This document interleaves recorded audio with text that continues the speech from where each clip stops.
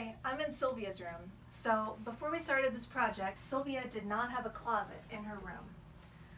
The other side of this wall is the master bedroom, and there's a closet that was right on the other side of this room. I thought it'd be a great idea to take that closet over and give it to Sylvia. So we walled off the entrance that was in our bedroom and created an entrance behind this armoire on this side so that she could have it. I found this armoire on Craigslist for about $250. It's very old. It's held together by dowels.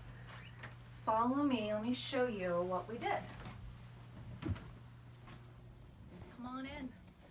So we created a little room in here. We lined it with cedar planks, which are great for a closet. They're affordable, and they kind of finish the walls nicely. The original master bedroom door was on this wall, and we completely walled that off. Already had electrical in it, which was kind of lucky. And then we also cut out an opening on the armoire, and we ended up having to add some plywood to the back to help make it more sturdy. It's incredibly sturdy, though. And then on the other side, we have a little bit of closet space for Sylvia, and as she gets older, I anticipate it growing. But for now, this really works well for her.